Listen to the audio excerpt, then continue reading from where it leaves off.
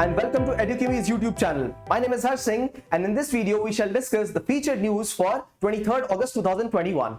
The featured news for today is on a very important policy in the auto sector released by the government. This is the vehicle scrappage policy. Just like we recycle water, just like we recycle a lot of earth spaces also, why not recycle vehicles?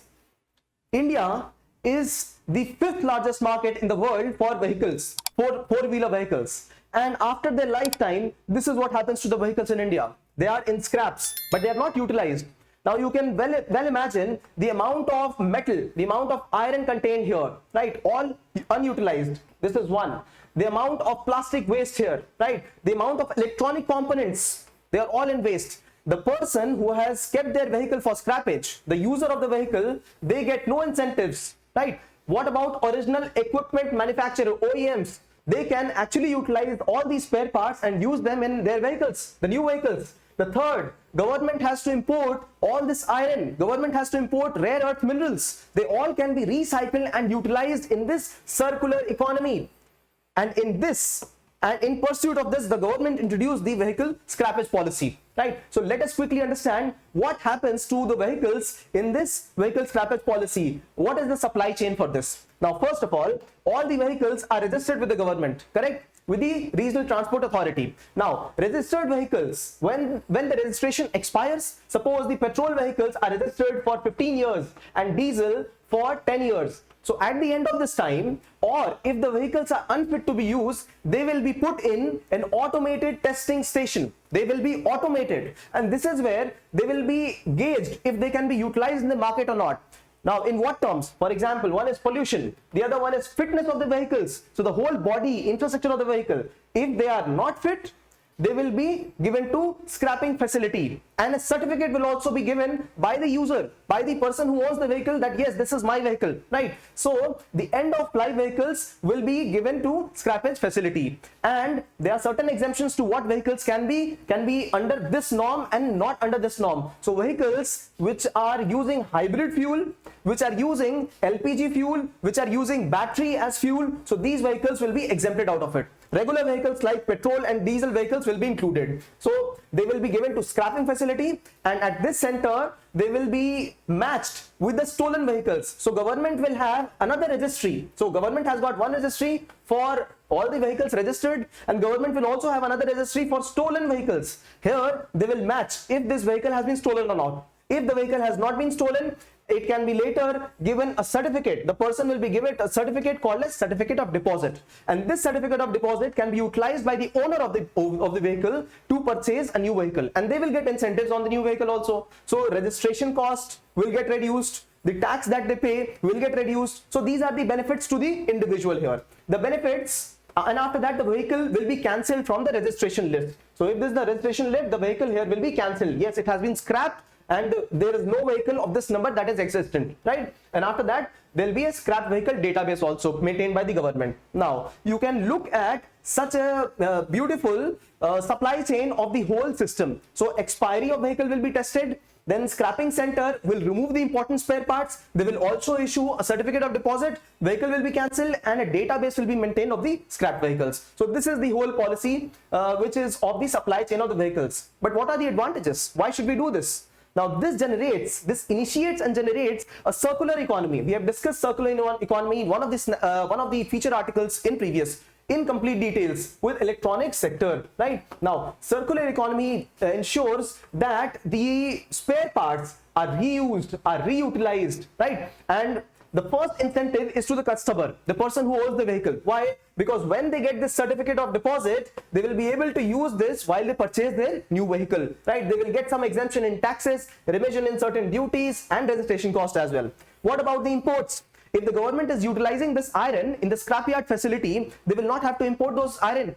If these chips, the chipsets, right, these electronic chipsets which are being used, if they are being reused again, the government will not have to import more of the rare earth minerals.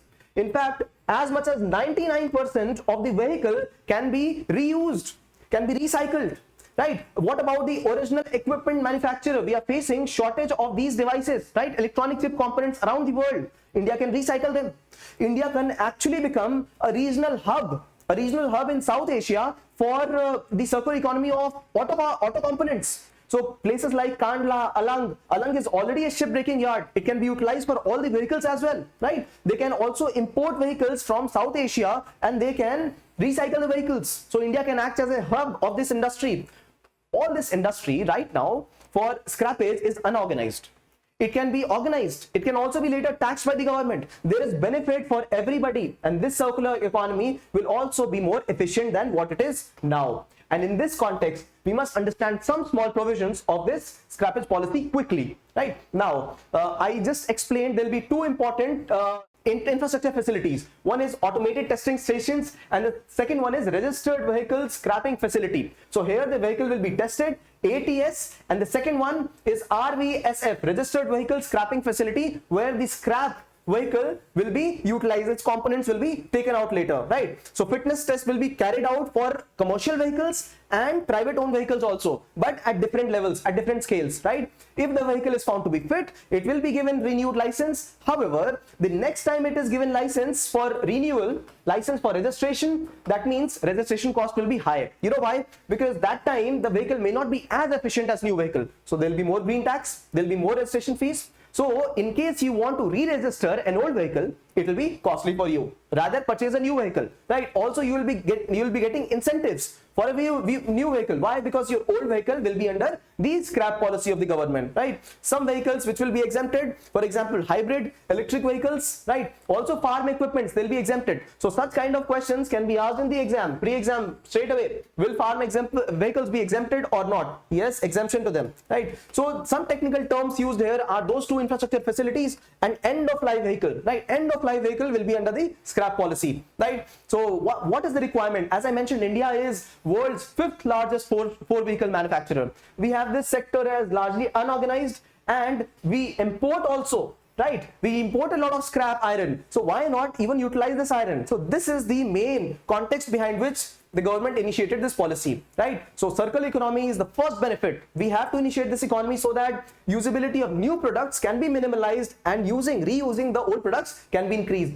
We have included circular economy for electronic products on 27th May 2001 in the feature discussion. So you can refer to that article as well, right? There will be earnings for the government. Why? Because government will not have to import as much. So there will be complete balance in the system. Incentive for the customer, incentive for the country as well, because India will become a hub for these scrappage facilities. It will also enable Atmanirbhar Bharat because we will be utilizing our own industry, own auto industry, rather than importing products. So there are a lot of advantages associated with this circular economy of vehicle scrappage. Now, what are the challenges? Presently, India does not have any infrastructure for vehicle scrappage. We have got just 7 automated fitness testing centers and only two authorized scrappage places. So with this number, it will not be able to work, right? That is the place where original equipment manufacturer can install their scrappage facilities, because these are the people who are going to utilize these entities, these small particles which are originated from scrappage.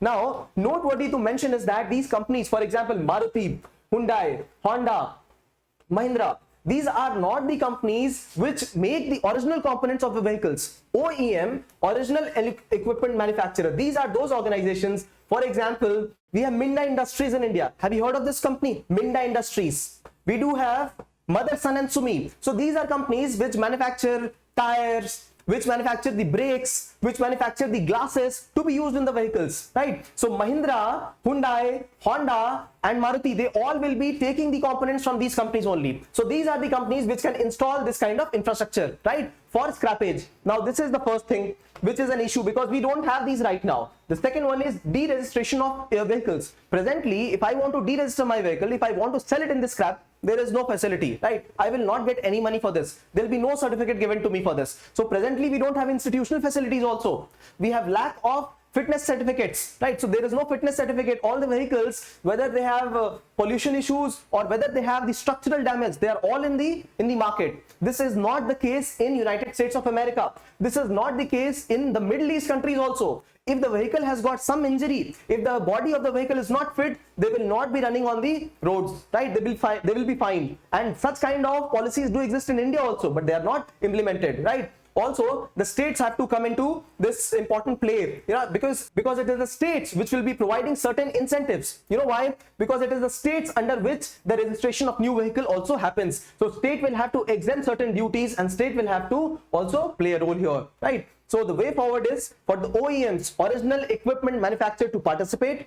The way forward is also to ensure that the vehicle designs should be made such that they be compatible, the future designs be compatible to the spare parts being released by the old vehicles. So this is proper wisdom towards the end of the article, right? So in this article, we understood the whole ecosystem of scrappage, how the vehicle will be processed under scrappage. We also understood what are the advantages of scrappage, right? And we also understood what is the compelling reason for India to participate in scrappage policy. After having understood these various points, you can take 30 seconds to think about the whole conversation. You can also think what comes to your mind, and after that, try to attempt this question. The question says, discuss the vehicle scrappage policy of Ministry of Road and Transport and Highways. Elaborate the challenges and way forward in execution of this policy. If you like this video, share some love on us through likes, comments and shares. If you subscribe to the channel, you will receive timely updates. Thanks for watching.